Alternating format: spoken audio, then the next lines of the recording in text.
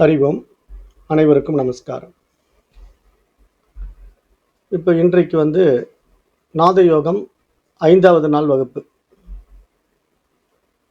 இப்போ நவநாத சித்தர்களுடைய இந்த வழிமுறைகள் நம்மள உடல் அளவிலும் உள்ளத்தளவிலும் அப்படியே ஒவ்வொரு படியாக மேலே எடுத்துக்கிட்டு போகிறாங்க. இப்போ இந்த மந்திர உபாசனைகள்னால நமக்கு என்ன பலன் அப்படின்னு கேட்டிங்கன்னா, அந்த மந்திரத்தினுடைய மகிமை நம்முடைய உள்ளத்தையும் உடலையும் தூய்மையாக்கும். ஏன்னா இந்த மந்திரத்தை நீங்கள் ஜபிக்க ஜபிக்க உங்களுடைய உடலில் இருக்கக்கூடிய நோய்கள் எல்லாம் அப்படியே கொஞ்சம் கொஞ்சமாக நீங்கும். அந்த நோய்கள் எல்லாம் நீங்கி நீங்கி நமக்கு ஆரோக்கியம் திரும்புறதை நம்ம அனுபவத்தில் பார்க்கலாம். ஏன்னா இந்த உடல் நல்லா ஆரோக்கியமாக இருந்தால் தான் உள்ளம் ஆரோக்கியமாக இருக்கும். இப்போ நமக்கு நோய்வாய்ப்பட்டு தலைவலி காய்ச்சல் அப்படிலாம் இருந்தால் நம்மளால் எதுவும் செய்ய முடியாது. அப்போ நம்ம உடம்பையும் கொஞ்சம் பராமரிச்சுக்கணும் அப்படிங்கிறதுனால இப்போ இது மாதிரி மந்திரங்கள் எல்லாம் நம்ம எடுத்துக்கிறோம். ஏன்னா அவங்களுடைய அனுகிரகத்தினால நமக்கு இந்த மந்திரங்கள் எல்லாம் என்ன பண்ணுதுன்னா உள்ள இருக்கிற ஒவ்வொரு செல்களையும் ஸ்டிமுலேட் பண்ணி ஆரோக்கியத்தை மேம்படுத்தி நம்மளை நோய் இல்லாமல் வாழ வைக்கிறதுக்கு முயற்சி பண்ணுது. இப்போ இந்த நோய் இல்லாமல் வாழ்கிறது அப்படின்னா என்னென்னா பெரிய நோய்கள் வராமல் இருக்கும். அதாவது கேன்சர், டிபி இந்த மாதிரி பெரிய பெரிய நோய்கள்லாம் வராமல் நம்ம உடம்பை நம்ம தக்க வச்சுக்கலாம். அதுக்காக காய்ச்சலே வராதா, சளியே பிடிக்காதான்னா அப்படியெல்லாம் இல்லை. காய்ச்சல் வரும், சளி பிடிக்கும், உடம்புக்கு உண்டான நியதியெல்லாம் எல்லாமே இருக்கும். ஆனால் நமக்கு அது சும்மா வந்துட்டு போகும், அவ்வளவுதானே தவிர பெரிய பெரிய பிரச்சனைகள் எல்லாம் வராது. இப்போ பெரிய நோய்கள்லாம் வந்துட்டால் நம்மளால் தொடர்ந்து இந்த பாதையில் பயணிக்க முடியாது இல்லையா? அதை அவங்க அனுகிரகத்தினால தடுத்தாட்கொண்டு நமக்கு இந்த மாதிரி பாதைகளை காட்டி கொடுக்குறாங்க. அப்போ இன்றைக்கு நம்ம 5வது நாள் பயிற்சி விரிவாக பார்க்க போகிறோம். அது என்னங்கிறத பார்த்துடலாம். இப்போ உங்களுக்கு ஸ்க்ரீன் தெரியுதுன்னு நினைக்கிறேன் இல்லைங்களா?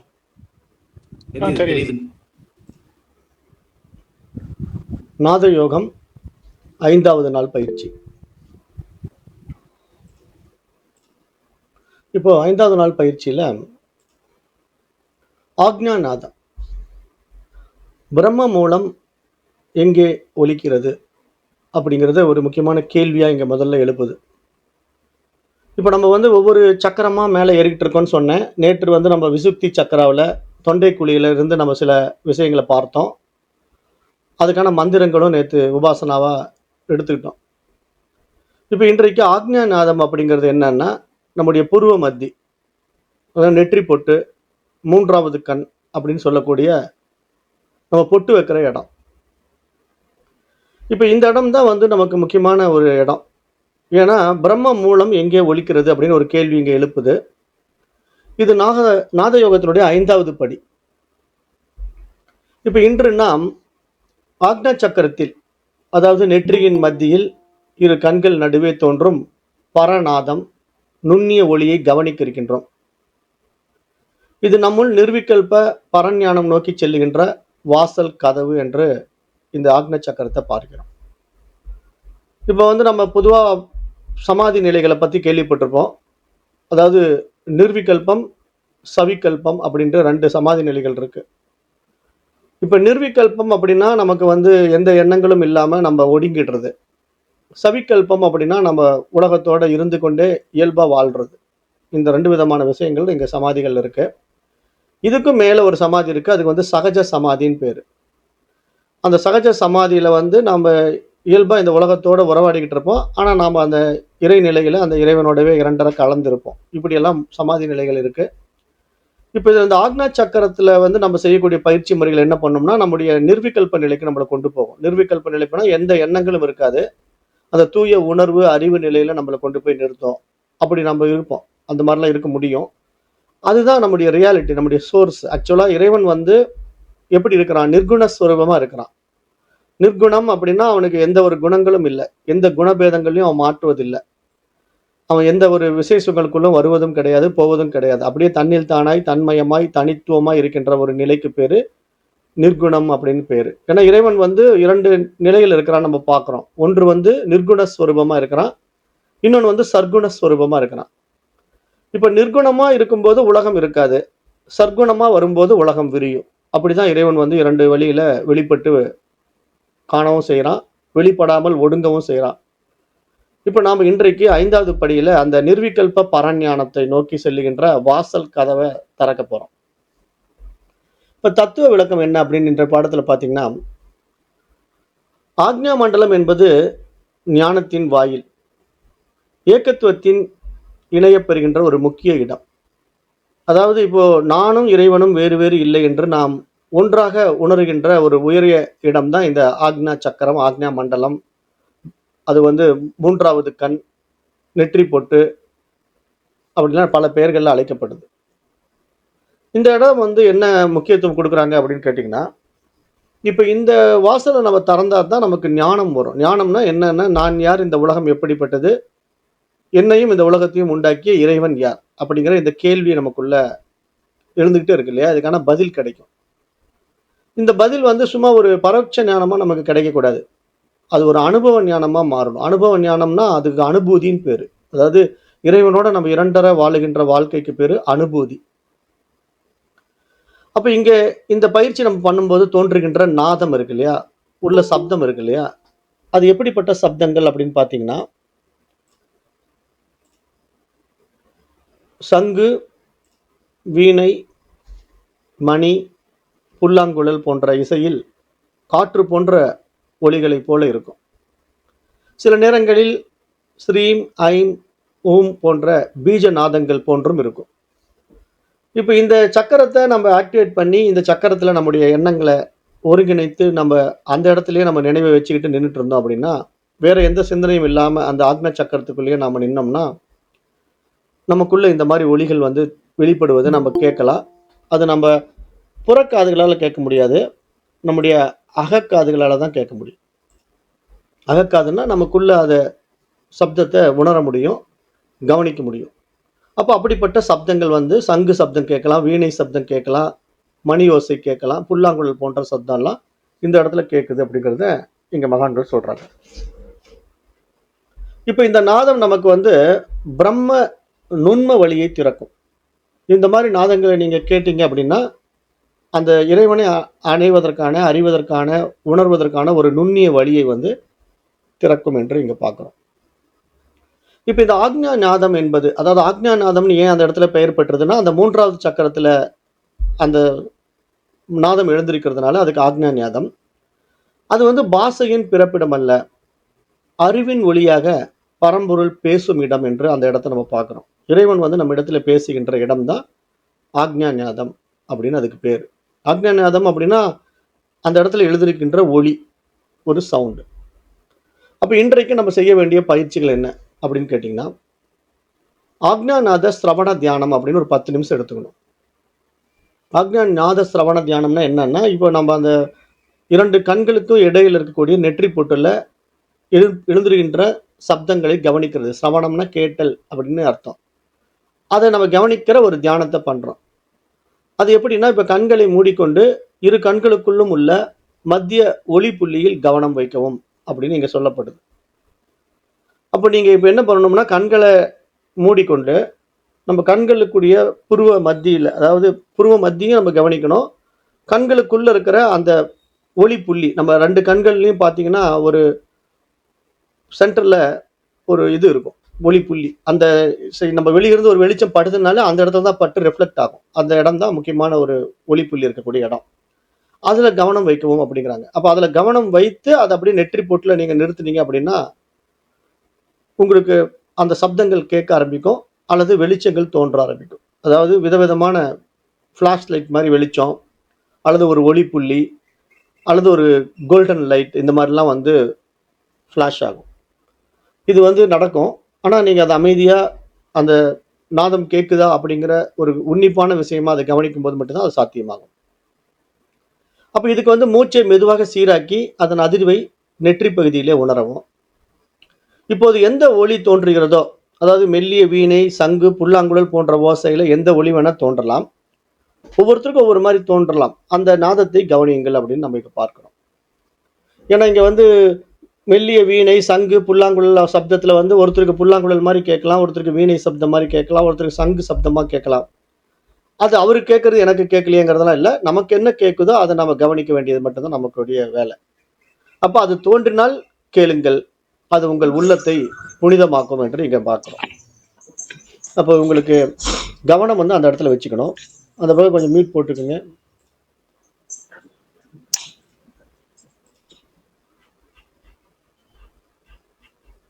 ம்.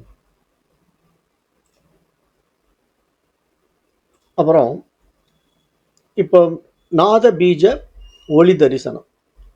இப்போ இந்த நாத பீஜ ஒளி தரிசனம் ஒரு 5 நிமிடம். இது எப்படி பண்ணணும் அப்படின்னா, ஐம் அல்லது ஊம் அல்லது ஸ்ரீம் என்ற பீஜங்களை உங்கள் உள்ளத்தில் ஜபிக்காமல் உள்ளேயே ஒலிக்கச் செய்யுங்கள். அந்த ஒளி ஆக்னா மண்டலத்திலேயே தோன்றும் உணர்வை உருவாக்கும் அப்படின்ட்டு இந்த பயிற்சி சொல்லப்படுது. அப்போ இங்க என்ன அப்படின்னா, இப்போ நீங்க இந்த ஐம், ஊம், ஸ்ரீம் அப்படிங்கிற மந்திரங்கள் வந்து பீஜ மந்திரங்கள். இதை வந்து நீங்க வாய் விட்டு ஜபிக்க வேண்டியதில்லை. ஆனா இந்த மந்திரம் இருக்குங்கிறது உங்களுக்கு தெரியும் இல்லையா? அந்த மந்திரங்களை நீங்க மானசீகமா மனசுக்குள்ள நினைங்க. நினைக்கும் போது அந்த மந்திரங்கள் தானாவே உங்களுக்கு உள்ள ஜபிக்க தொடங்கும். மெல்லமா அமைதியா உட்காந்து தியானத்துல அந்த மந்திரங்களை கவனிச்சிங்கனாலே, ஸ்ரீம் அப்படின்னு ஒரு மந்திரத்தை எடுத்துக்கங்க, இல்லை ஐம்னு ஒரு மந்திரத்தை எடுத்துக்கங்க. இந்த மாதிரிலாம் மந்திரங்களை எடுத்து நீங்க அப்படியே அமைதியா உட்காந்து கவனிச்சிங்கன்னா அந்த மந்திரங்கள் உங்களுக்குள்ள ஜபிக்க தொடங்கும். அது தானாவே உங்களுக்குள்ள நடக்கிற அந்த நிகழ்வை நீங்க பார்க்கலாம். இதெல்லாம் வந்து நீங்க ஒரு டெப்தா போகும்போது தான் நடக்கும். திடீர்னுலாம் நடந்துராது. இப்போ இதுக்கு வந்து 3வது நிலையில அருள் சிரவண பாவனைன்னு பேரு. இப்போ அருள் சிரவண பாவனைனா என்னன்னா, நேத்திர யுகத்தின் உள்ளே நான் கடவுளின் பீஜநாதத்தை கேட்கின்றேன். அந்த ஒளிதான் என்னை அமைதிக்குள் இழுத்துச் செல்கிறது அப்படின்ற ஒரு விஷயத்த இங்க நம்ம நினைக்கணும். பாவனைனா அதை பற்றி நம்ம எண்ணுதல், நினைத்தல் அப்படிங்கிற அடிப்படையில அந்த விஷயத்தை கவனிக்கணும். இப்போ நேத்திர யுகம் அப்படின்னா என்னன்னா, கண் தான் நேத்திரம் என்று சொல்றோம். கண் என்ற ஒரு யுகத்துக்குள்ளே நான் கடவுளின் பீஜநாதத்தை கேட்கிறேன் அப்படின்னா, இப்போ இங்க கண் அப்படிங்கிறது வந்து 3வது கண்ணை குறிப்பிடுது. நேத்திர யுகம் அப்படின்னா நீங்க நமக்கு சாதாரணமா இருக்கக்கூடிய இந்த பார்வையில் இருக்கக்கூடிய 2 கண்களை குறிப்பிடல. 3வது கண்ணு வந்து இங்க நேத்திரம் என்று சொல்கிறோம். அப்போ அந்த இடத்துல கடவுளினுடைய பீஜ நாதத்தை கேட்கிறேன் அப்படின்னா, அந்த அவருடைய ஒளியை, அவருடைய அந்த ஒளிக்கான விதையை நாம் இங்கே தான் கவனிக்கிறோம். அப்படி கவனிக்கும் போது அந்த ஒளிதான் என்னை அமைதிக்குள் இழுத்துச் செல்கிறது என்று பார்க்கிறோம். இதை நீங்க பிராக்டிஸ் பண்ணும்போது உங்களுக்கு தெரியும். ஏன்னா நீங்க வந்து ரொம்ப டெப்தா இந்த பயிற்சியை ஆழமா கவனிச்சு அதுக்குள்ள எவ்வளவுக்கு எவ்வளவு ஈடுபாடோட ஒரு இன்ட்ரெஸ்டா செய்றீங்களோ அந்த அளவுக்கு அது உங்களுடைய தன்மையை மாற்றும், ஆரோக்கியத்தையும் ஆனந்தத்தையும் உங்களுக்கு கொடுக்கும், அமைதியும் கொடுக்கும். அந்த இடத்துல போகணும்னா அமைதி கொடுக்கும். அப்போ இதனுடைய அனுபவம் என்ன அப்படின்னு பார்த்தீங்கன்னா, நெற்றி பகுதியில் அதான் நான் சொன்ன மாதிரி ஒளிக்கதிர்கள் தோன்றும். திடீர்னு ஒரு ஃப்ளாஷ் லைட் வரும், ஒரு வெள்ளை புள்ளி தோன்றும். இது மாதிரிலாம் அனுபவங்கள் நிகழும். அதுக்கு என்ன அர்த்தம் அப்படின்னு கேட்டிங்கன்னா, விளக்கம் என்னன்னா சக்தி எழுச்சி. அதாவது நம்ம உடம்புல இருக்கக்கூடிய சக்தி வந்து எழுச்சி அடைய வைக்கிறது என்று அதுக்கு அர்த்தமாக எடுத்துக்கணும். அப்புறம் ஒரு காற்று போல மென்மையான ஒளி. அந்த காற்று போல மென்மையான ஒளி அப்படின்னா அந்த இடத்துல எப்படிப்பட்ட ஒளி வரும் அப்படின்னா, ஒரு புல்லாங்குழல் இசை வரலாம், ஒரு மணி ஓசை வரலாம், ஒரு சங்கு ஓசை வரலாம். இதெல்லாம் வந்து நமக்கு அப்படியே மெல்லிய ஒரு சப்தத்தை கேட்கணும். அந்த கேட்கிற அளவுக்கு நீங்க மைனூட்டா கவனிக்கணும். அதான் இந்த பாடத்திட்டமே எதுக்குன்னா கவனிக்கிறது தான். நீங்க உள்ள திரும்பி உங்களை நீங்க கவனிக்கிறதுக்கு எவ்வளவு தூரம் முக்கியத்துவம் கொடுக்குறீங்களோ அந்த அளவுக்கு நீங்க அந்த சவுண்டை கண்டிப்பா கேட்க முடியும். அது பரநாதத்தின் ஆரம்பம் என்று இங்க நம்ம பார்க்கிறோம். அது இறைவனுடைய அந்த ஒலி சப்தத்தை கேட்கின்ற ஒரு ஆரம்ப நிலை. அதுதான் இதனுடைய விளக்கம். அப்புறம் சிலருக்கு வந்து பாத்தீங்கன்னா சற்று மயக்கம் வரும். அதாவது ஒரு மாதிரி டக்குன்னு ஒரு மாதிரி தலை சுத்துற மாதிரி இருக்கும். அப்புறம் அப்படியே திடீர்னு ஒரு ஃபிளாஷ் ஆகும். அது வந்து நமக்கு இது வரைக்கும் ஏற்படாத ஒரு அனுபவமா தெரியும். இப்போ நம்ம திடீர்னு ஒரு மின்னல் ஒளியை பார்த்தா எப்படி ஒரு பயந்துக்கிறோம், ஒரு இதாகுதோ அந்த மாதிரிலாம் சில டைம் தோன்றும். ஆனா அதெல்லாம் பயப்பட வேண்டியதில்லை. அந்த மயக்கத்தை கண்டு பயப்பட வேண்டியதில்லை. அது நமக்கு அந்த எழுச்சியினால பரசிரவண சக்தியினுடைய வெளிப்பாடு. அந்த இறைவனுடைய அந்த சப்தத்தை நம்ம கேட்கறதுனால அதனுடைய வெளிப்பாடு நமக்கு இப்படி காட்டி கொடுக்கும். நம்ம உடல் அப்படின்னு ஒரு உபாதி இருக்கிறதுனால அது வழியா நமக்கு இந்த மாதிரி சிம்டம்ஸ் எல்லாம் தெரியும். அதை பத்தி நம்ம கவலைப்படக்கூடாது. ஏன்னா இது உடலுக்குள்ள வந்து நம்ம இதை அனுபவமாக்கி பார்க்கறதுனால. அடுத்த அனுபவம் வந்து மௌனத்தில் தானாக ஒலிகள் தோன்றல். அப்ப ஞான வழியின் திறப்பு அதுக்கு விளக்கம். அப்போ இந்த மௌனம் வந்து எந்த அளவுக்கு உங்களுக்குள்ள கை கொடுதோ அந்த அளவுக்கு தானாகவே உங்களுக்குள்ள ஒலிகள் வந்து தோன்றுவதை நீங்க கவனிக்கலாம். அது மந்திர ஒலிகளாக இருக்கும், அல்லது இந்த மாதிரி சங்கு, மணி, புல்லாங்குழல் போன்ற ஒலிகளாகவும் உங்களுக்கு கேட்கும். இதுதான் அந்த 3வது கண் இருக்கக்கூடிய முக்கியமான பகுதியில் வரக்கூடிய சப்தங்கள், ஓசைகள், நாதங்கள் என்று பார்க்கிறோம். இப்போ இன்று ஞான வாசகம் என்ன சொல்லுது அப்படின்னு பார்த்தீங்கன்னா, அழைத்தபடி வரும் பரம்பொருள் இல்லை, ஆக்ஞாநாதத்தில் நாம் அமைந்தால் அது தானே பேசும் அப்படின்னு இந்த ஞான வாசகம் இங்க நமக்கு புரிய வைக்குது. அப்ப இந்த வாசகம் என்ன நமக்கு பொருள் புரிய வைக்குது அப்படின்னா, இப்ப இறைவன் வந்து நம்ம நினைச்ச உடனே அப்படியே நம்ம அப்படியே அனுபவமாக்கிட முடியாது. இறைவனோட அனுபவம் ஆக்குறது அப்படின்னா, அந்த இறைத்தன்மையோட நம்ம இணையும் போது தான் அந்த இறை அனுபவம், அந்த பரம்பொருளோட நம்ப இரண்டர கலத்தல் நடக்கும். அதுக்கு நமக்கு என்ன முக்கியமான விஷயம் அப்படின்னு கேட்டீங்கன்னா, ஆக்ஞா நாதம் இருக்கு இல்லையா? அதாவது 3வது கண் திறக்கிற இடத்துல வருகின்ற ஒளி இருக்கு இல்லையா? அந்த இடத்த நம்ம கவனிக்கும்போது தான், அதுல ஏற்படுகின்ற அனுபவங்கள் தான் நமக்கு வந்து இறைவனோட அனுபவத்த உண்டு பண்ணும். இப்ப நாம இந்த இடத்துல இறைவன், இறைவன் அப்படின்னு பேசுறோமே, அது எப்படிங்க அப்படின்னு கேட்டீங்கன்னா, நான் தான் ஏற்கனவே சொல்லியிருக்கிறேன். இறைவன் அப்படிங்கிறவன் வந்து நீங்க நினைக்கிற மாரி ஒரு உருவத்துல கிடையாது. அதாவது ஒரு சிவபெருமானா தோன்றி நமக்கு வந்து அனுக்கிரகம் பண்ணுவாரா? அல்லது ஒரு பெருமாளா தோன்றி சங்கு சக்கரதாரியா வந்து அனுபவம் குடுப்பாரான்னா, அப்படி குடுக்க மாட்டாரு. இங்க இறைவனுடைய அனுபவம் எப்படின்னா, அந்த தூய அறிவு பிரகாசம். அந்த பேருணர்வு பிரகாசம். அதாவது நீங்க வந்து இப்போ சாதாரணமா இப்ப நாம எப்படி இருக்கிறோம் அப்படின்னா, மனதளவுல ஒரு மனிதன் அப்படிங்கிற மனோபாவத்துல நம்ம இருக்கிறோம் இல்லையா?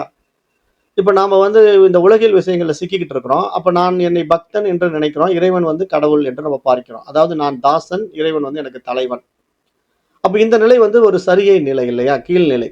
அப்ப இந்த கீழ்நிலையில இறைவன் எனக்கு தலைவனாக இருக்கிறான். நான் அவனுக்கு தாசனாக இருக்கிறேன், தொண்டனாக இருக்கிறேன் அப்படின்ற நம்ம பக்தி செய்றோம். இதெல்லாம் ஒரு ஆரம்ப நிலை படிநிலைகள் தான். ஆனா உண்மை நிலை என்ன அப்படின்னா, இப்ப இறைவனே வந்து தன்னை அனுபவமாக்குவதற்காக அமைத்துக் கொண்ட ஒரு அற்புதம் தான் இந்த பிரபஞ்சம் என்று நம்ம ஏற்கனவே சொன்னோம். இத பற்றி பாடத்திட்டங்கள்ல நெறைய விரிவா பேசியிருக்கிறோம். ஏன்னா, இங்க அவனே தன்னை அனுபவமாக்குவதற்கான ஒரு அரிதான விஷயங்கள படைத்து அனுபவமாக்கிட்டு இருக்கிறான். அப்படி படைப்புல வந்து ஏகப்பட்ட விஷயங்கள் வருது இல்லையா? அப்படி வந்த விஷயங்கள்ல கல் இருக்கு, மண் இருக்கு, செடி கொடிகள் இருக்கு, புழு, பூச்சிகள் இருக்கு இல்லையா? இப்படியே பல்வேறு ஜீவராசிகள் படைக்கப்படுது. ஆனா இந்த படைப்புல இத்தன அம்சங்களும் நமக்கு வெளிப்பட்டு கொண்டு பார்க்க முடியுது. அப்படி பார்க்கிற அம்சங்கள் வந்து வெறும் இந்த பூமிங்கிற உருண்டையோடு இல்லை இல்லையா? பூமிக்கு மேல நம்ம சூரியனையும் பார்க்கிறோம், சந்திரனையும் பார்க்கிறோம். அப்புறம் மற்ற கோள்கள்லாம் இருக்கு. அது நம்முடைய கண்ணுக்கு தெரியல. ஆனா அதுக்குண்டான விண்வெளி ஆராய்ச்சிகள்ல மேற்கொள்ளும்போது, இங்க செவ்வாய் கிரகம் இருக்கு, இங்க வந்து சனி கிரகம் இருக்கு அப்படின்னுலாம் நம்ம தெரிஞ்சு வச்சிருக்கோம். ஏன்னா நம்ம சூரிய மையத்தை சுற்றி 9 கோள்கள் சுத்துதுன்னு நம்ம பார்த்திருக்கோம். இதெல்லாம் நமக்கு வந்து அனுபவமா கேள்விப்பட்டிருக்கிறோம். நேரடி அனுபவம் நமக்கு வரலல்ல. ஏன் வரல? அது பார்ப்பதற்கான புலன்கள் நமக்கு இல்ல. நம்முடைய கண்கள் வந்து அவ்வளவு தூரம் அந்த சனி கிரகத்தையோ, செவ்வாய் கிரகத்தையோ பார்க்க முடியாது. அப்ப அதற்கான ஒரு கருவி நம்மகிட்ட இருந்தா தான் நம்ம அந்த கிரகங்கள பார்க்க முடியும். அப்ப இதிலிருந்து நம்ம என்ன புரிஞ்சுக்கிறோம்? நம்முடைய புலன்கள் மூலமான விஷயங்கள மட்டும் தான் நம்ம அனுபவமாக்க முடியும். ஆனா, இப்ப இறைவன வந்து நம்ம புலன்கள் மூலமா அனுபவமாக்க முடியுமான்னா, முடியாது. ஏன்னா, இறைவன் வந்து நம்ம புலன்களுக்கும், மனதிற்கும் அப்பாற்பட்டவனா இருக்கிறதுனால, அவனுடைய நிலைப்பாடு என்னன்னா, ஒரு அறிவு ஒளி. அவர் ஒரு தூய அறிவு ஒளியாக, ஒரு பேருணர்வு பிரகாசமாக இருந்து கொண்டிருக்கிறான். அப்ப அவன நம்ப தொடர்பு கொள்ளணும் அப்படின்னா, இங்க நாம என்ன பண்றோம், நம்ம பாடியையும், மைண்டையும் அப்டேட் பண்ணணும். லிஃப்ட் பண்ணணும். அதுக்கு தான் இறைவன் என்ன பண்றான், தன்னுடைய பரிமாணங்கள்ல நான் சொல்ல வர விஷயம் என்ன அப்படின்னா, இறைவன் வந்து தன்னை வெளிப்படுத்துகின்ற பரிமாணங்கள்ல ஒவ்வொன்லயும் தன்னை பார்க்க ஆசைப்படுறான். அப்படி நானே இப்ப உதாரணத்துக்கு அத எப்படி உங்களுக்கு சொல்லி புரிய வைப்பேன் அப்படின்னு பார்த்தீங்கன்னா, இப்ப நான் போய் என்ன பார்க்கணும்னு நெனைக்கிறேன். என்னையே நான் பார்க்கணும் அல்லது என் கண்ணையே நான் பார்க்கணும்னு நெனைக்கிறேன் அப்படின்னா, அதுக்கு நமக்கு என்ன தெரியும்? ஏதாவது ஒரு நீர்ல வேணா நம்மள பார்க்கலாம். கண்ணாடி கண்டுபிடிக்கிறதுக்கு முன்னாடி, நான் என்ன பண்ணுவேன், ஒரு குட்டை தண்ணீலயோ, ஒரு குளத்து தண்ணீலயோ போய் நின்னு பார்ப்பேன். தண்ணி அப்ப வந்து கலங்காம இருக்கணும். அப்ப தண்ணி கலங்காம இருந்தா நான் என்ன பண்ணுவேன்னா, அந்த தண்ணீல போய் நின்னு பார்க்கும்போது, என்னுடைய உருவம் வந்து அதுல அப்படியே பிரதிபிம்பிக்கும். கண்ணாடி மாரி தெரியும் அந்த தண்ணி. அதுல என்னுடைய உருவத்த நான் பார்க்கலாம். அப்படி நான் பார்க்கும்போது அந்த உருவம் வந்து ரொம்ப கிளியரா இருக்கா? தெளிவா இருக்கா? அப்படின்னா, அப்படி தெளிவா இல்ல. ஏன் தெளிவா இல்லன்னா, அந்த நீரினுடைய அடர்த்தி, அப்புறம் அந்த நீரினுடைய அசைவு நமக்கு என்ன பண்ணும்? நம்முடைய உருவத்த தெளிவுபடுத்தாது. அப்ப நான் என்ன பண்றேன்? என்னுடைய மனித அறிவுக்குள்ள, நான் இன்னும் என்ன தெளிவா பார்க்கணுமே, என்ன பண்றது? அப்படின்னு கண்டுபிடிச்சது தான் கண்ணாடி. அப்ப நம்ம இப்படி புரிஞ்சுக்கிறதுக்காக நான் இந்த விஷயத்த சொல்றேன். எப்படி புரிஞ்சுக்கணும் அப்படின்னா, இப்ப என்னையே நான் பார்க்க ஆசைப்பட்டப்போ, நான் போய் என்னுடைய உருவத்த, பிரதிபிம்பத்த கண்ணாடியில பார்த்தா நல்லா தெளிவா இருக்கு. நான் கண்டுபிடிச்ச கண்ணாடியில பின்னாடி ஒரு பாதரசத்த தடவிட்டா, என்னுடைய உருவம் வந்து ரொம்ப கிளியரா இருக்கு. இப்ப அந்த பாதரசத்தினுடைய ரிஃப்ளெக்ஷன்ல தான் நான் என்னுடைய உருவம் பிரதிபிம்பித்து காட்டுது. அது கண்ணாடி வழியா நான் என்னையே நான் பார்க்கிறேன். ஆனா கண்ணாடி வழியா என்ன பார்த்தாலும், கண்ணாடியில தெரிகின்ற அந்த பிம்பம் வந்து என்னுடைய பிம்பம் தான்னாலும், அது நானா மாறிட முடியாது. ஏன்னா அது வந்து ஒரு பிம்பம் தான். ஆனா இந்த பக்கம் தான் நான் சுயம் இருக்கேன். சுயம் இந்த பக்கம் இருக்கிறேன். அது வந்து ஒரு பிம்பம் மட்டும் தான். அது மாரி இங்க நீங்க எப்படி புரிஞ்சுக்கணும்? இந்த உதாரணத்த எப்படி புரிஞ்சுக்கணும் அப்படின்னா, இப்ப இறைவன் வந்து தன்னை அனுபவமாக்கி பார்ப்பதற்கான ஒரு உபாதியாக இந்த உடல்களை வடிவமைக்கிறான். அப்ப அந்த வடிவத்துல அவன் எப்படி தண்ணீல பார்த்தா உருவம் சரியா தெரியலையோ, அது மாரி ஒரு பூச்சியில பார்க்க முயற்சி பண்ணான்னு தெரியல. ஒரு பறவையில பார்க்க முயற்சி பண்ணா தன்னை சரியா பார்க்க முடியல. ஒரு மிருகத்துல பார்க்க முயற்சி பண்ணா அப்பவும் அவனால தன்னை சரியா பார்க்க முடியல. ஆனா மனிதன் அப்படிங்கிற ஒரு உடலை படைச்ச பிறகு பார்த்தீங்கன்னா, இறைவன் தன்னை பார்க்க முடியுதுங்கிறது புரிஞ்சுக்கிறான். ஓ! இப்ப இந்த அப்டேட்டட் ஹார்ட்வேர் இருக்க, நான் கண்டுபிடிச்ச இந்த ரிஃப்ளெக்டட் மீடியாவுல கண்ணாடி எப்படி தெளிவா இருக்குதோ, அது மாரி இந்த மனித உடல், மனித மனசு வந்து நமக்கு என்ன காட்டிக் குடுக்கும்ங்கிறத அவன் புரிஞ்சுக்கிறான். இறைவன் வந்து அப்படிதான் அவனுடைய வைபவத்துல இந்த உலகத்த உண்டாக்கி, இந்த உலகத்துல உயிரினங்கள படைத்து, அதுல மனிதன வந்து ஒரு அரிதான பிறவியா மாற்றி, அதுல தன்னை பார்க்க ஆசைப்பட்டு அப்படி கொண்டு வர்றது தான் இங்க நம்முடைய நிலைப்பாடு. அப்ப அப்படி இருக்கும்போது நம்ம இப்ப வந்து இறைவன் நம்ம மூலமா பார்க்குறான் அப்படின்னா, இப்ப எந்த கண்ணாடியில அவன் பார்க்கலான்னு முடிவு பண்ணணும்ல. இப்ப நானே பார்த்தீங்கன்னா, எங்க வீட்ல என்னுடைய பெட்ரூம்ல ஒரு கண்ணாடி இருக்கும். என்னுடைய ஹால்ல ஒரு கண்ணாடி இருக்கும். அப்புறம் இன்னொரு ரூம்ல கண்ணாடி இருக்கும். ஆனா, நான் என்னுடைய விருப்பம் வந்து எந்த கண்ணாடி நான் விரும்புறேனோ, அங்க போய் நின்னு நான் என்னுடைய முகத்த பார்ப்பேன். இப்ப நான் ஒரு நாள் என்ன பண்ணுவேன், என்னுடைய பெட்ரூம்ல இருக்கிற கண்ணாடியில போய் என்னுடைய முகத்த பார்ப்பேன். இன்னொரு நாள் நான் வந்து ஹால்ல இருக்கிற கண்ணாடியில போய் என்னுடைய முகத்த பார்ப்பேன்.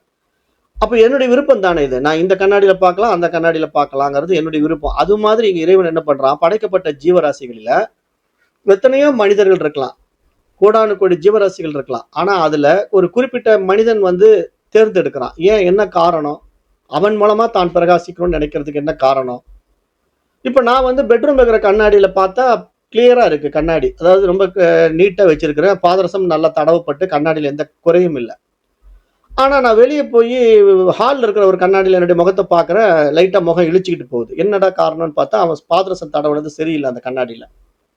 அப்புறம் இன்னொரு ரூம்ல கண்ணாடியில பார்க்கிறேன். அந்த இடத்துல வந்து என்னுடைய முகம் தெளிவில்லாம இருக்கு. அதுல பாதரசம் எல்லாம் போயி, ஒரு அழுக்கு பிடிச்ச மாரி என்னுடைய முகம் தெரியுது. இப்ப நான் என்ன பண்ணுவேன்? அந்த ரூம்ல இருக்கிற கண்ணாடியில என் முகத்த பார்க்க விரும்ப மாட்டேன். ஹால்ல இருக்கிற கண்ணாடியிலும் என்னுடைய முகம் இழுச்சுக்கிட்டு போகுது. அதுவும் வேண்டாம்னு நான் முடிவு பண்ணிட்டேன். அப்ப என்னுடைய பெட்ரூம்ல இருக்கிற கண்ணாடி ரொம்ப கிளியரா இருக்கு. அப்ப இதுல நம்ம பார்த்துடலாமே! அப்படின்ட்டு நான் எப்பயுமே என்ன வந்து அடிக்கடி பார்க்க விரும்புறது என்னுடைய பெட்ரூம்ல இருக்கிற கண்ணாடிய தான். அப்போ நான் சூஸ் பண்றேன் பாருங்க. எனக்கு விருப்பமான ஒரு கண்ணாடிய நான் எப்படி சூஸ் பண்றேனோ, இந்த உதாரணத்த நீங்க எடுத்துக்கணும். இறைவன வந்து எப்படி புரிஞ்சுக்கணும்னா, இறைவன் தன்னை பிரதிபிம்பித்து பார்க்கின்ற உபாதிகளாகிய உடல்கள், இந்த உலகத்துல கோடானு கோடி உடல்கள் இருக்கலாம். ஆனா, அதுல எந்த உடல் தூய்மையாக இருக்கிறதோ, அதாவது களங்கம் இல்லாமல் இருக்கிறதோ, மனசு வந்து தெளிவா இருக்குதோ, அங்க இறைவன் பிரகாசிக்கிறான். அப்ப அதத்தான் இப்ப நம்ம பண்றோம். இப்ப நம்ம என்ன பண்றோம்னா, எத்தனையோ மனிதர்கள் இருக்கிறாங்க. ஆனா எல்லாரும் இறைவன உணர முடியல. ஆனா இப்ப மாணிக்கவாசகர் உணர்ந்தார். திருநாவுக்கரசர் உணர்ந்தார். அப்படின்னு நம்ம நாயன்மார்களுடைய வரலாறுகள பார்க்கும்போது, இப்படியெல்லாம் மகான்கள் உணர்ந்திருக்கிறாங்க. இறைவன அனுபவமாக்கியிருக்கிறாங்க. அப்புறம் சுவாமி விவேகானந்தர் சொல்றாரு, இறைவன் ஒருவர் இருந்தால் பார்க்க வேண்டும். இல்லன்னா அது இறைவன் இல்லாமல் இருப்பதே வேல் அப்படின்ட்டு. அப்ப அவரும் இறைவன அனுபவமாக்கிட்டாரு. அப்ப நான் ஏன் அனுபவமாக்க முடியல? அப்ப நான் வந்து அந்த தூய்மை இல்லாம இருக்கிறதுனால அனுபவமாக்க முடியல. அப்ப என்னை நான் தூய்மையாக்குவதற்கான வழி என்ன? அப்படின்னு பார்த்தீங்கன்னா, அதுதான் இந்த பாடத்திட்டம்.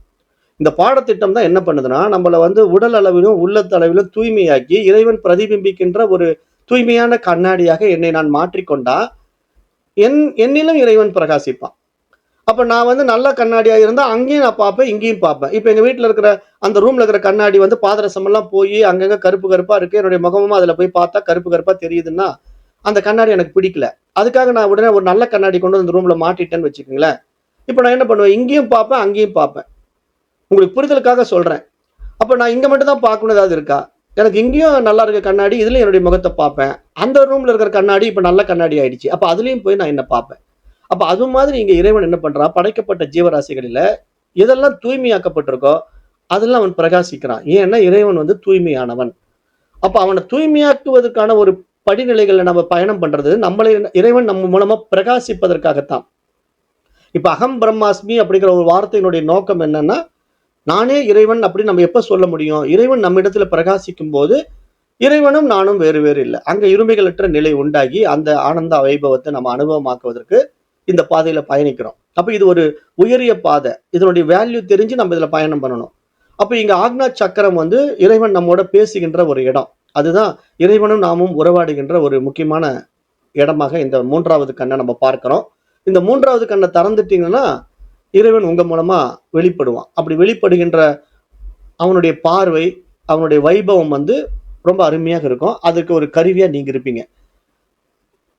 இப்ப இந்த பாடத்திட்டத்துல பரஞ்சோதி நாதம், மெய்ஞான நாதஸ்திதி அப்படிங்கிற ஒரு விஷயத்துக்குள்ள நம்ம இன்னைக்கு வரோம். பரஞ்சோதி நாதம்னா இறைவனே ஒளியாக இருந்து வெளிப்படுகிறான். அந்த ஒளியாக வெளிப்படுகின்ற அந்த மெய் ஞானத்தை கொடுக்கின்ற ஒரு நாத ஸ்திதியை வந்து நம்ம இன்றைக்கு பார்க்க இருக்கிறோம். இப்ப இதை வந்து காகபுசண்ட சித்தர் என்ன சொல்றாருன்னா, நாதம் எங்கு நிற்கிறது அங்கேதான் அறிவு நிற்கிறது அப்படின்னு சொல்றாரு.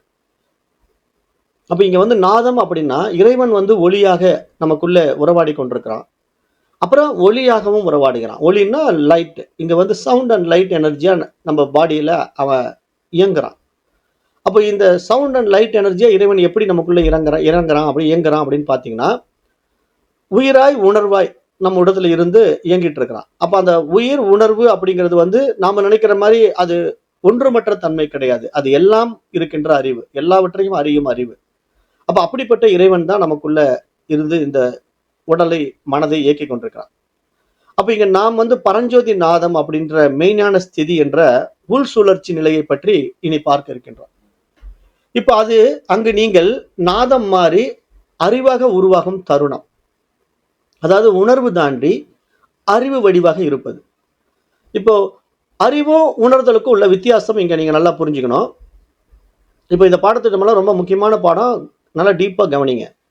அதாவது இறைவனை பற்றி நம்முடைய சாஸ்திரம் சனாதன தர்மத்தில் இருக்கின்ற வேதம் சொல்லும்போது இறைவன் எப்படி இருக்கிறான்? பிரஜ்ஞானம் பிரம்மாங்குது. பிரஜ்ஞானம் பிரம்மானா பிரஜ்னையே இறைவன் அப்படின்னு சொல்லிடுது. பிரஜ்னைனா உணர்வு அப்படின்னு இறைவனை பற்றி பேசுது. அப்ப இறைவன் அப்படிங்கிறவன் உணர்வா இருக்கிறான். ஆனா அந்த உணர்வா இருக்கிறவன் வந்து பாத்தீங்களா, உணர்வு தாண்டி அறிவு வடிவாக இருக்கின்ற ஒரு நிலைக்கு எப்படி போறான் அப்படின்னு நீங்க கேட்டீங்கன்னா, இப்ப நீங்க வந்து பாருங்களேன், படைக்கப்பட்ட ஜீவராசிகள்ல இப்ப நம்ம வந்து ஒரு அறிவு தாவரத்துல தொடங்கி 6 அறிவு பரிமாணம் வரைக்கும் நம்ம படிப்படியா பயணம் பண்ணியிருக்கோம். இப்ப நம்ம எல்லாருமே நேரடியா மனித பிறவிக்கு வரல. ஏன்னா நம்ம புல்லாய், புழுவாய், பறவையாய், மிருகமாய், பாம்பாய், மனிதராய், தேவராய்ட்டு பல பிறவிகள் நம்ம எடுத்திருக்கோம். அப்ப இந்த பரிமாணம் இருக்கு இல்லையா, பிறவி பரிமாணம். அப்ப அதுல வந்து பாத்தீங்கன்னா, ஒரு அறிவு தாவரத்துக்குள்ள நீங்க உடம்பு எடுத்துட்டீங்கன்னு வச்சுக்கீங்களேன், அப்ப உங்களுக்கு வந்து வெறும் தொடு உணர்வு மட்டும் தான் இருக்கும்.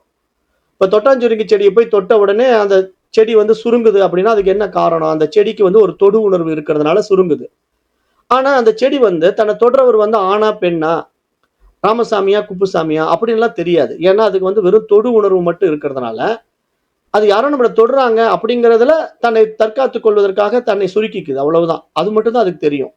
மற்றபடி அது வந்து ஆடு மிதிக்குதா, மாடு மிதிக்குதா, மனுஷன் மிதிக்கிறானா அப்படிங்கிறதெல்லாம் அந்த தொட்டாஞ்சுருங்கி செடிக்கு தெரியாது. உதாரணத்துக்கு நான் தொட்டாஞ்சுருங்கி செடி சொல்றேன். ஏன்னா அது சுருங்குறதுனால நீங்க கண்கூடா பார்க்கலாம். அதுவே ஒரு தென்னை மரத்தையோ, ஒரு வாழை மரத்தையோ நீங்க தொட்டீங்கன்னா, அது உணர்வு ரீதியா உங்கள அணுகுதான்னா தெரியாது. உங்களுக்கு தெரியாது. ஆனா அதுக்கு தெரியும். நீங்க அத தொடுறத. அப்ப அப்படி நீங்க தொடும்போது, நம்மள இவங்க தொடுறாங்கன்னு அதுக்கு தெரியும். ஆனா யார் தொடுறாங்க, எப்படி தொடுறாங்கன்னு மட்டும் தெரியாது. அதுக்கு அந்த அளவுக்கு தான் அறிவு. ஏன்னா அதுக்கு தொடு உணர்வு மட்டும் இருக்கு. அப்ப இது மாரி பரிமாணம் இருக்கு இல்லையா? இதுல வந்து புழு, பூச்சிக்கு வந்து கூடுதலா தொடு உணர்வோட கேட்கும் உணர்வு வருது. அப்புறம் வந்து 3வது அறிவு வருது. அதுல வந்து இன்னும் கூடுதலாக பார்க்கும் சக்தி கிடைச்சிடுது. இப்படி வந்து நமக்கு அறிவு பரிமாணத்துல நம்ம மேல வரவே, மிருகங்களுக்கு பார்த்தீங்கன்னா 5 அறிவுன்னு சொல்றோம். 5 அறிவுன்னா என்ன? பார்த்தல், கேட்டல், நுகர்தல், அப்புறம் சுவைத்தல் அப்படிங்கிற எல்லாமே அதுக்கு இருக்கு. ஆனா 6ஆம் அறிவு பரிமாணத்துல மனிதர்கள் நம்ம இடத்துல இருக்கிற சிறப்பு என்ன அப்படின்னு கேட்டீங்கன்னா, பகுத்தறிவு. இப்ப மிருகத்துக்கு வந்து 5 புலன்கள் இருக்கு. மனிதர்களாகிய நம்மிடத்துல 5 புலன்கள் இருக்கு. அப்ப 5 அறிவு கொண்ட மிருகமும் நாமளும் ஒரே மாதிரி தான் பார்க்கிறதுக்கு இருக்கிறோம். புலன்கள் அடிப்படையில. புலன்கள் அடிப்படையில மிருகமும் கண்களால் பார்க்குது, நாமும் கண்களால் பார்க்கிறோம். மிருகமும் காதுகளால் கேட்குது, நாமும் காதுகளால் கேட்கிறோம். ஆனா எந்த இடத்துல நம்ம வித்தியாசப்படுறோம்? மனசுல. அதாவது மிருகத்துக்கு வந்து மனசு இருக்கும். ஆனா அந்த மனசு வந்து அப்டேட் ஆகாம இருக்கு. அப்டேட் ஆகலைன்னா, இப்ப நீங்க சொல்றத செய்யும். இப்ப டாகு கிட்ட போய் சிட் அப்படின்னா அது உட்காரும். ஸ்டாண்டுன்னா எழுந்திருக்கும். ஜம்ப்னா ஜம்ப் பண்ணும். அப்ப இதெல்லாம் நீங்க சொல்றத அது காது கொடுத்து புரிஞ்சுக்குது. அந்த நாய்க்கு கூட ஒரு அறிவு இருக்கிறதுனால, அது என்ன பண்ணுதுன்னா, ஓ நம்ம எஜமானன் வந்து என்ன குதிக்க சொல்றாரு அப்படின்னு ஜம்ப் பண்ணி காட்டும். சிட்டுன்ன உடனே உட்காந்துக்கும். அப்ப இப்படி வந்து நீங்க சொல்ற கமாண்ட வந்து ஒபே பண்ணுதில்ல. அப்ப அதுக்கு கூட ஒரு அறிவு இருக்கிறதுனால தான், அதுக்கு கூட ஒரு மனசு இருக்கிறதுனால தான், அதுக்கு கூட ஒரு வாழ்க்கை இருக்கிறதுனால தான், கிட்டத்தட்ட மனிதன் மாரியே மிருகங்களும் நம்ம இடத்துல பழகும், வாழும். ஆனா எந்த இடத்துல மிருகத்தால நம்மள மாரி அப்டேட் ஆக முடியாது?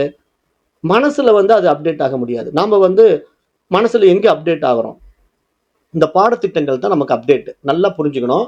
இப்ப மனிதனா பொறந்தவன் எல்லாமே அடைஞ்சிட முடியாது. அறிவு விரிவாகுற மட்டும் தான் இறைவன அனுபவமாக்க முடியும். ஏன்னா இறைவன் வந்து அறிவா இருக்கிறான். அப்ப உணர்வை தாண்டி அறிவு வடிவாக இருக்கின்ற இறைவனை நீங்க அனுபவமாக்குறதுங்கிறது எப்படின்னா, நீங்க அறிவு பரிமாணத்துல 6ஆம் அறிவு பரிமாணத்துக்குள்ள வந்து பகுத்தறிந்து பார்க்கிறீங்கல்ல. இது நல்லது, இது கெட்டது, இது நித்தியம், இது அநித்தியம் அப்படின்ட்டு அந்த பகுத்தறிவு பரிமாணத்துல நீங்க வர்றதுல உங்களுடைய விசேஷத்தன்மை என்னன்னா, நீங்க புலன்களை கடந்து நீங்க நன்மை, தீமைகளை கண்டுபிடிக்க முடியும். ஏன்னா உங்களுடைய பகுத்தறிவு என்ன சொல்லும்? நெருப்ப தொட்டா சுடும், சுடும் அத தொடாத அப்படின்னு சொல்லுதா இல்லையா? அப்ப உடனே நீங்க போய் தெரிஞ்சுக்கிட்டு நெருப்ப தொட்டு பார்க்க வேண்டியதில்ல. அப்புறம் ஒரு கெட்டது, நல்லத நீங்க அனுபவத்துல பார்த்து தெரிஞ்சுக்கலாம். மற்றவர்களும் உங்களுக்கு அத சுட்டிக்காட்டியிருப்பாங்க. அப்ப இதெல்லாம் உங்களுக்கு வந்து அனுபவமா இருக்கிறதுனால, நீங்க ஒரு அனுபவசாலியா வாழ்றீங்கல்ல. இந்த விஷயங்கள வந்து செய்யலாம், இந்த விஷயங்கள செய்யக்கூடாது. இது தப்பு, இது ரைட் அப்படின்னு புரிஞ்சுக்கிறீங்க. அப்ப அந்த அடிப்படையில நம்மகிட்ட ஒரு விஷயம் என்ன நடந்திருக்கு? மனசு வந்து மேல்நிலை அடைஞ்சிருக்கு. அது புத்தி சக்தியா விரிஞ்சிருக்கு. மனமே வந்து அந்த புத்தி சக்தியாக விரியும்போது, மிருகங்களுக்கும் புத்தி இருக்கு. மிருகங்களுக்கும் புத்தி இல்லாமல்லாம் இல்ல. அதுக்கும் புத்தி இருக்கு. ஆனா, நம்முடைய புத்திசாலித்தனம் இன்னுமே தீவிரமடையறதுல நமக்கு எப்படி சாத்தியமாச்சு அப்படின்னா, இந்த பாடத்திட்டங்கள் தான் நமக்கு சாத்தியமாகும். அப்ப கல்விங்கிறது நமக்கு கண் போன்றது. அந்த கண்ணுங்கிறது என்ன? வெளிச்சத்தை, ஒளிய காட்டுகிற ஒரு விஷயமா இருக்கிறதுனால, இங்க இறைவனை அறிவதற்கான ஒரு அரிதான விஷயமா இந்த மாரி பாடத்திட்டங்கள் எல்லாம் நம்ம எடுத்துக்கிட்டு பயணம் பண்ணும்போது தான், அந்த உண்மை நிலைய நம்ம உணர்வ தாண்டி அறிவு நிலைய அனுபவமாக்க முடியும். அப்ப அந்த பேரறிவு நிலை, இறைவனுடைய பேரறிவு, பேருணர்வு நிலைய நீங்க எக்ஸ்பீரியன்ஸ் பண்ணணும் அப்படின்னா, நீங்க பாடி, மைண்ட் அளவுல அப்டேட் ஆகணும். அப்டேட் ஆனா மட்டும் தான் மனமானது என்ன பண்ணும் அப்படின்னா, தூய அறிவாக மாறிடும். மனசு வந்து இப்போ எப்படி நமக்கு விசேஷங்கள உள்ள வாங்கி, இது பேனா, இது பென்சில் அப்படின்லாம் புரிஞ்சுகிட்டு, ஒரு மாரி எல்லாம் தெரிஞ்சுகிட்டு வந்துட்டு இருக்கும்போது, கடவுள் யார் அப்படிங்கிற ஒரு கேள்விக்கு பதில் தேடுது. மனசு தான் பதில் தேடும். இப்ப மிருகத்துக்கு இந்த பிரச்சனை கிடையாது. மிருகத்துக்கு வந்து கடவுள் யார் அப்படின்னு கண்டுபிடிக்கணுங்கிற அவசியம் கிடையாது. ஏன்னா, அதுக்கு அத பற்றிய அவசியம் இல்ல, ஆராய்ச்சியும் இல்ல, தேவையும் இல்ல. ஆனா நாம தான் வந்து இந்த மாரி விசேஷங்களுக்குள்ள போய் சிக்கும்போது, நமக்கு நல்லது நடந்தா சந்தோஷம் அடைகிறோம். கெட்டது நடக்கும்போது ஏன் கெட்டது நடக்குது? இதிலிருந்து நம்ம எப்படி வெளிப்படுவதுன்னு சிந்திச்சு பார்க்கிறோம்.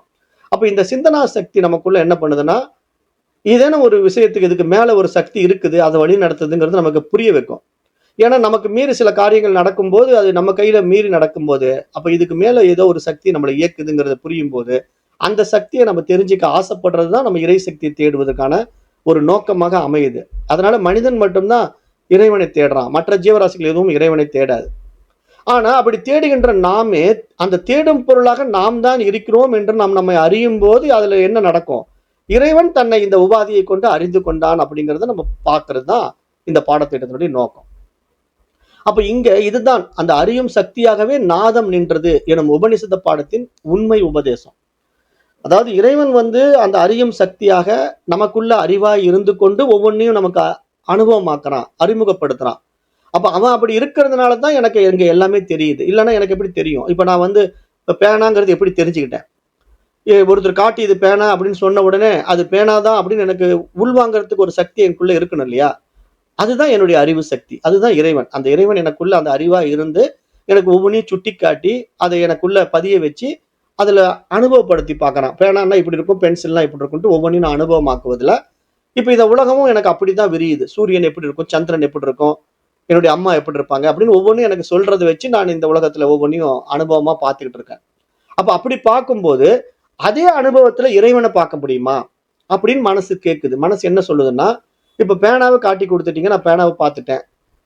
பென்சில காட்டிக் குடுத்தீங்க. பென்சில பார்த்துட்டேன். அப்ப இறைவன காட்டிக் குடுத்தீங்கன்னா, நான் இறைவனையும் பார்த்துடுவேன் அப்படின்னு மனசு எதிர்பார்க்குதுல்ல.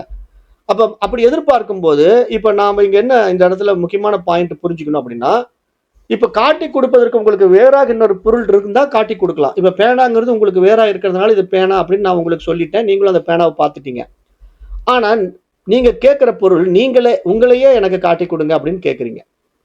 இப்ப கடவுளை பார்ப்பது, கடவுளை அனுபவமாக்குவது அப்படின்னா என்ன விஷயம்னா, கடவுளை நாமளே எப்படி கடவுளாக இருந்து கொண்டு நம்மள நம்மளே பார்க்க முடியும்?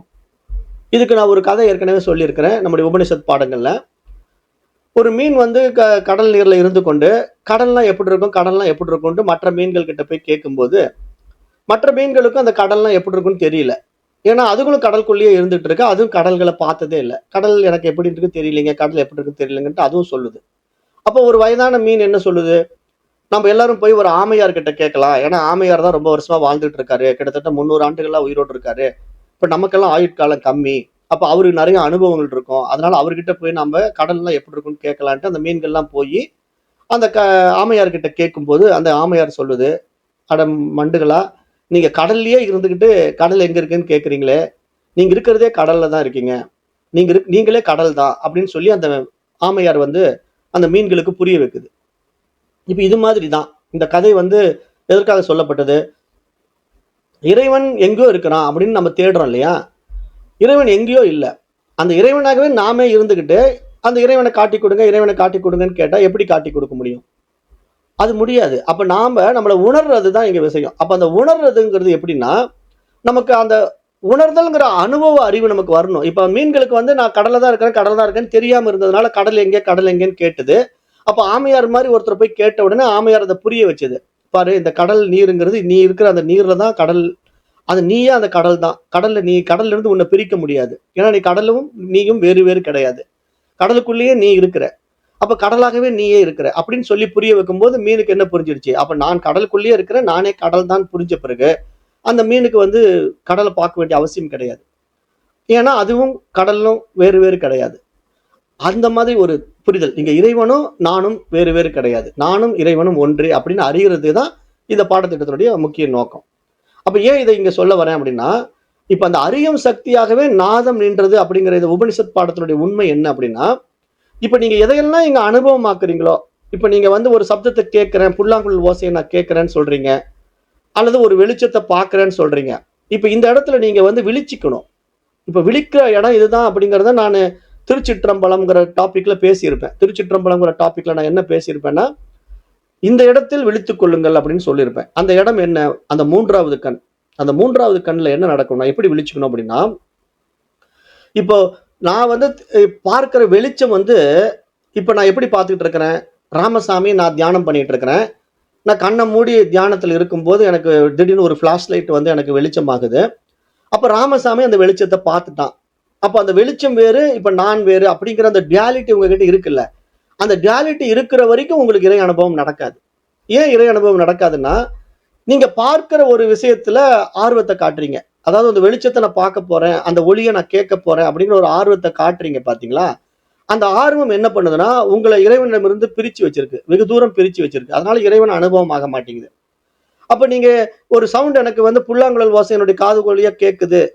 அப்படியே எனக்கு சப்தம் கேட்டுக்கிட்டே இருக்கு அப்படின்னு நீங்க நினைக்க அது கேட்டுக்கிட்டு தான் இருக்கும். ஆனா அதுதான் நான்னு நீங்க புரிஞ்சுக்கிட்டீங்கன்னா கேட்காது. சைலன்ஸ் ஆயிடும். ஆனா உங்களுக்கு இந்த பாடத்திட்டம் புரிய மாட்டேங்குது. இப்ப ஏற்கனவே வந்தவங்களுக்கும் புரியல. இப்ப புதுசா வர்றவங்களுக்கும் புரிய மாட்டேங்குதுனால நான் விளக்கமா பேசிட்டு இருக்கேன். என்ன இங்க நீங்க புரிஞ்சுக்கணும் அப்படின்னா, இப்ப வந்து அந்த ஃபிளாஷ் லைட் ஆகுதுங்க. நீங்க கண்ண மூடி தியானத்துல உட்கார்ந்துருக்கீங்க. உடனே 3வது கண்ணுகிட்ட ஒரு ஒளி புள்ளி வருது. அல்லது ஒரு மின்னல் தோன்றுது. இப்ப உங்களுக்கு உடனே அந்த மின்னல பார்த்துட்டேன் நான் அப்படின்னு நினைச்சீங்கன்னா அங்க இருமை. ஆனா அந்த மின்னலே நான் தான் நினைச்சேன் அங்க ஒருமை. என்ன வித்தியாசம் அப்படின்னு கேட்டீங்கன்னா, இங்க திரிபுடி இருக்கு இல்லையா? முப்புடி, திரிபுடி அப்படிங்கிற வார்த்தையில இப்ப பார்த்துட்டீங்கன்னா, பார்ப்பான், பார்வை, பார்க்கப்படும் பொருள். காண்பான், காட்சி, காணப்படும் பொருள். அனுபவம், அனுபவிக்கப்படுபவை, அனுபவிக்கப்படும் பொருள். அப்படிங்கிற இந்த திரிபுடி இருக்கு. 3 வார்த்தைகள் இருக்கு. இது வந்து வேதாந்த சாஸ்திரத்தினுடைய ஒரு முக்கியமான விஷயம். இப்ப நீங்க வந்து பாத்தீங்கன்னா, காண்பான், காட்சி, காணப்படும் பொருள் அப்படிங்கிற 3 விஷயங்கள்ல, இப்ப காண்பான் அப்படிங்கிறது இங்க மனசு. இங்க மனசு என்ன பண்ணுதுன்னா, நான் வந்து அந்த ஒளிய பார்த்தேன் அப்படின்னு சொல்லுது. மனசு தான் சொல்லுது. இப்ப நான் வந்து கண்ண மூடி தியானத்துல உட்கார்ந்திருந்தேங்க. அப்ப எனக்கு வந்து திடீர்னு ஒரு ஃபிளாஷ் லைட் ஆச்சுங்க. அந்த ஒளிய நான் பார்த்துட்டேன் அப்படின்னு மனசு சொல்லுது. அப்ப இங்க காண்பானா மனசு இருக்கு. இப்ப காணப்படும் பொருளாக என்ன இருக்கு? அந்த ஃபிளாஷ் லைட் இருக்கு. அந்த ஒளி தெரியுது. அந்த வெளிச்சம் தெரியுது. ஒவ்வொருத்தருக்கும் ஒவ்வொரு மாரி இருக்கலாம். ஒருத்தருக்கு மின்னல் மாரி வரும். ஒருத்தருக்கு அப்படியே தீபம் மாரி வரும். ஒருத்தருக்கு ஒளி புள்ளியா வரும். அது எப்படி வேணா இருக்கட்டுமே. புரிஞ்சுக்குங்க.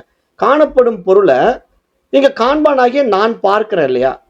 இப்ப நான் காண்பானாக இருந்து கொண்டு காணப்படும் பொருளை பார்ப்பதற்கு இடையில ஒரு விஷயம் இருக்கு பாத்தீங்களா? அத விட்டுட்டோம். அந்த இடையில இருக்கிற விஷயம் என்ன? காட்சி. அந்த காட்சி இருந்தால் தான் உங்களுக்கு காணப்படும் பொருளும் தெரியும். காண்பானும் இங்க இருக்கிறான். இல்லன்னா இங்க ஒண்ணுமே இருக்காது. காண்பானும் இல்ல, காணப்படும் பொருளும் இல்ல. யார் இல்லன்னா? காட்சி இல்லன்னா. காட்சி இல்லன்னா இந்த இடத்துல நல்லா டெப்த்தா புரிஞ்சுக்கணும். இப்ப உங்களுக்கு பார்வை இல்லன்னா உலகம் இல்ல. அது மாரி புரிஞ்சுக்கணும். கண் இருக்குது, உலகம் இருக்கு. இப்ப நான் சொல்ற பாயிண்ட் நல்லா உள்வாங்கிக்கணும். உங்களுக்கு கண் இருக்குது, உலகம் இருக்கு. ஆனா காட்சி இல்லன்னா என்ன பிரயோஜனம்? கண்ணும் இருக்குதுங்க. ஆனா அவர் பிளைண்டுங்க. உலகமும் இருக்குங்க. ஆனா அவரால பார்க்க முடியலைங்க. அப்ப என்னென்ன பிரயோஜனம்? காட்சி இல்ல. காட்சி இல்லன்னா, அங்க அந்த பிரகாசம் இல்ல. அந்த வெளிச்சம் இல்ல. அந்த அறிவு பிரகாசிக்கல. அந்த இறைவன் பிரகாசிக்கல. புரிஞ்சுக்கணும். அப்ப உணர்வுல இறைவன் வெளிப்படுகின்ற வைபவம் எப்படின்னா, கண்ணுன்னு இருந்தா மட்டும் போதாது. அதுல காட்சிங்கிற ஒரு அம்சம் இருக்கணும். ஏன்னா பிணம் இருக்கு. செத்து போன பிணத்த பார்த்து அவர் போயிட்டாருங்கன்னு சொல்றோம். அவர் கண்ண திறந்துட்டு தான் அப்படியே கிடக்குறாரு. ஆனா அவர் பார்க்க முடியாது. அவருக்கு காதும் இருக்குது. இப்ப நம்ம 2 பேரும் பேசிக்கிறத அவர் கேட்க முடியாது. அப்ப என்ன காரணம்? அங்க காட்சி, கேட்டல் அப்படிங்கிற விஷயமெல்லாம் அனுபவமாகாத நிலைக்கு அவர் போனதுக்கு காரணம் என்ன? அங்க உயிர் இல்ல. அந்த இறந்து போன உடல்ல உயிர் இல்லாததுனால அது ஜடம் ஆயிடுச்சு, சடலம் ஆயிடுச்சு. அங்க சிவம் இல்ல. சிவம் இல்லன்னா அது சவம். அப்போ இப்ப நீங்க அனுபவமாக்கக்கூடிய விஷயம் வந்து சிவமா இருக்கிறதுனால எல்லாமே சிவம் தான். இப்ப சிவமே எல்லாமா இருக்கு.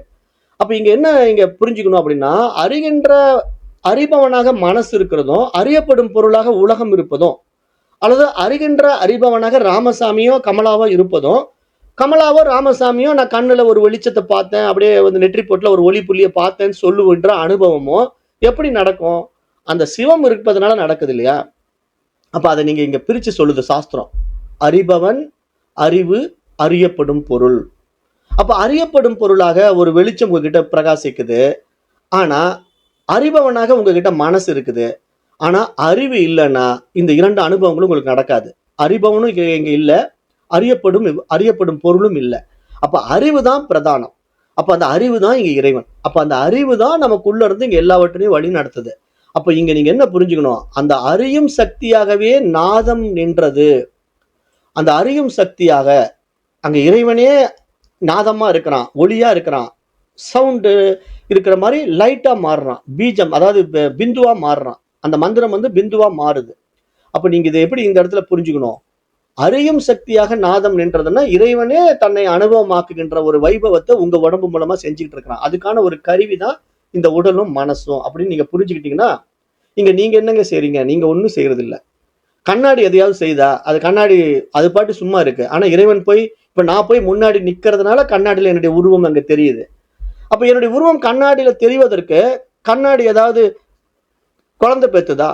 இப்ப நான் வந்து இவ்வளவு பெரிய உருவம் உருவாக்கி இருக்கிறேன்னா, இப்ப என்னுடைய உடல் 2 கை, 2 காலு, எனக்கு என்னென்ன புலன்கள் இருக்கோ எல்லாமே எப்படி உண்டாச்சு? தாயினுடைய கர்ப்பத்துல 10 மாசம் இருந்து நான் இவ்வளவு பெரிய உடம்பு எடுத்துட்டு வந்திருக்கிறேன்.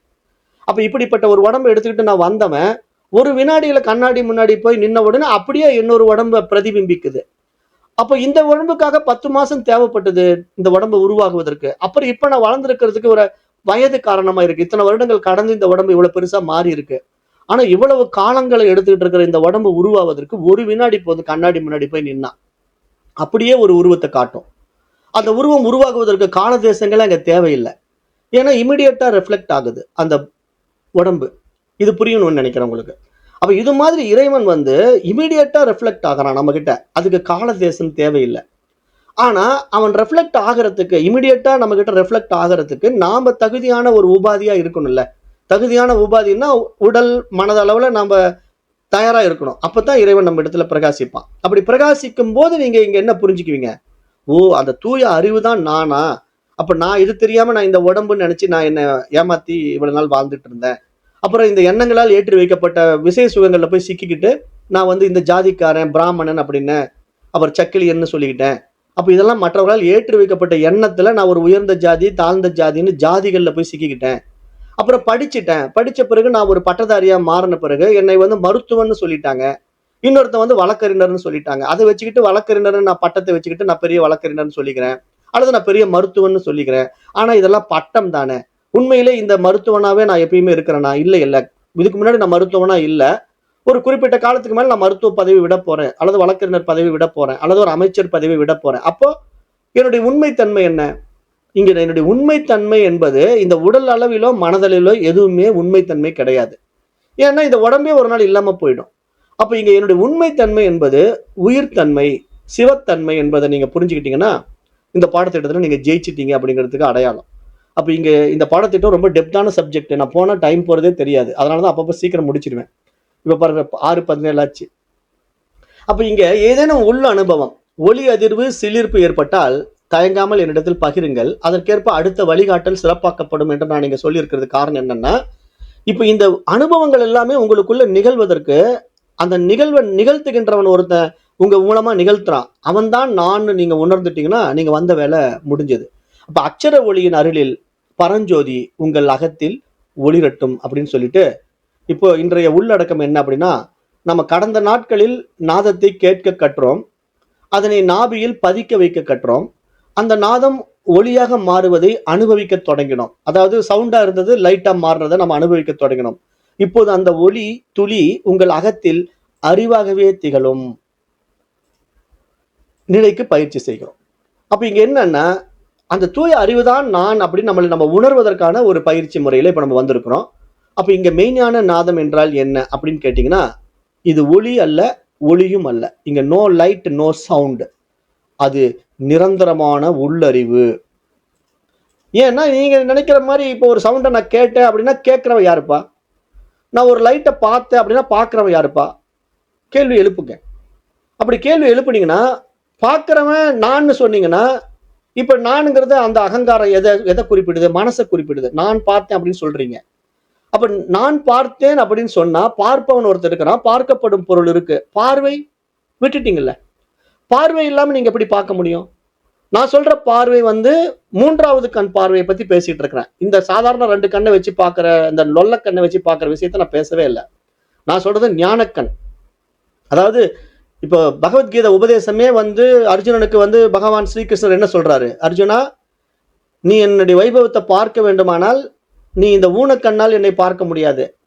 நான் உனக்கு ஞானக்கண்ணை தருகிறேன், நீ என்னை பார் அப்படின்னு சொல்லும் போதுதான் அர்ஜுனனுக்கு வந்து விஸ்வரூப தரிசனத்தை காட்டி கொடுக்கிறாரு. அப்ப அர்ஜுனனுக்கு ஞானக்கண்ணை எப்படி கொடுத்தாரு? 3வது கண்ணை ஓபன் பண்ணிட்டாரு.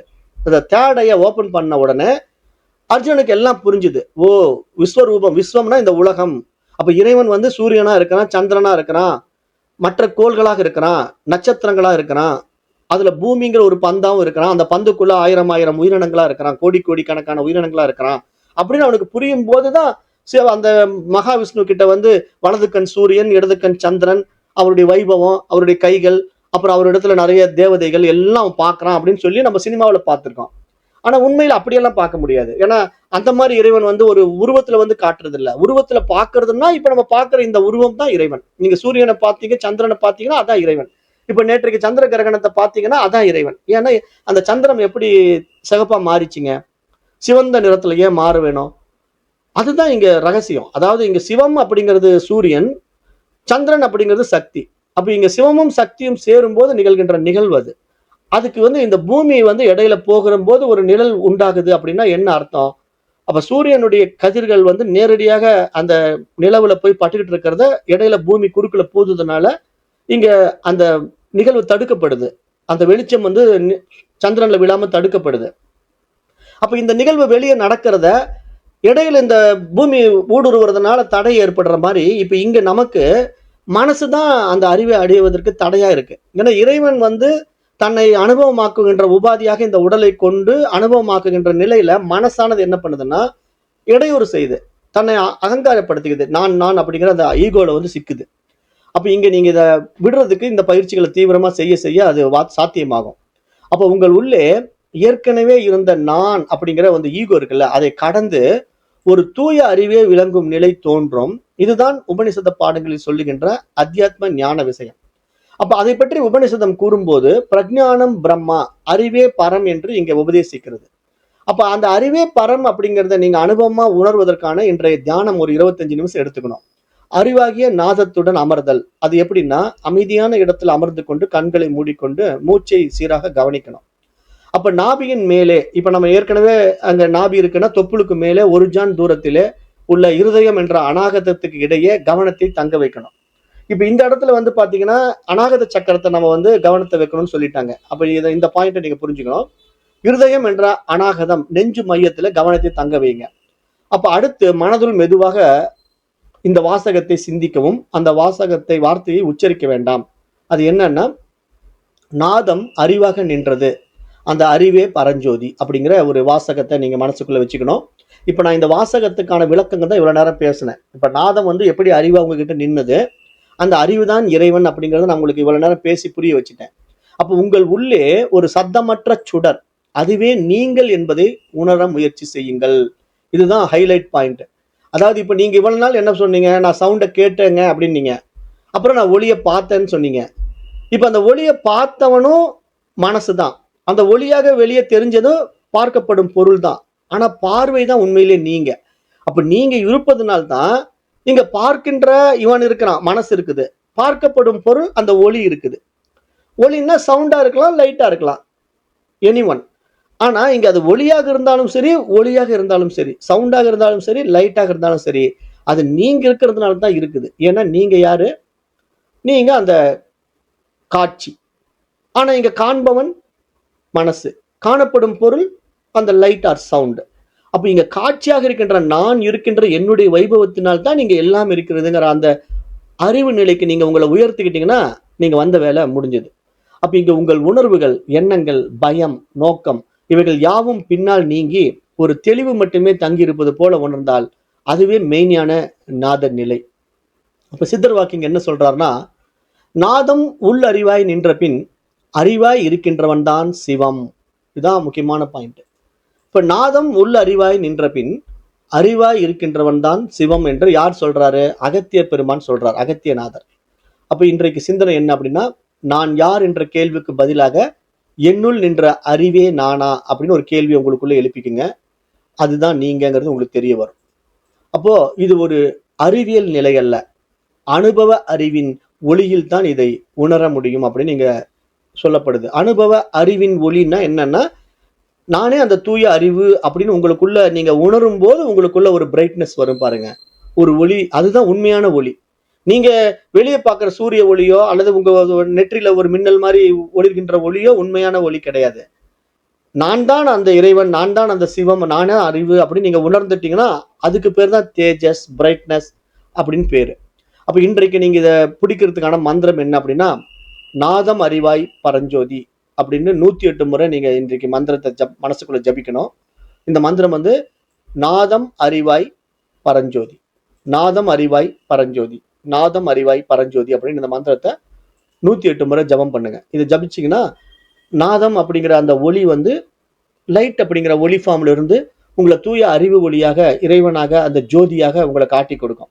அதுதான் உண்மையான ஜோதி. அதாவது இப்போ வள்ளலாருடைய ஜோதியை சொல்றாரு இல்லையா, அருட்பெரும் ஜோதி, அருட்பெரும் ஜோதி, தனிப்பெரும் கருணை, தனிப்பெரும் கருணை அப்படின்னு வள்ளல் பெருமான் சொல்ற வார்த்தை வாசகத்தினுடைய பொருள் என்ன அப்படின்னா, நமக்குள்ள அறிவாய் இருந்து இறைவன் பிரகாசித்துக் கொண்டிருக்கின்ற அந்த பரஞ்சோதியை பேசுறாரு.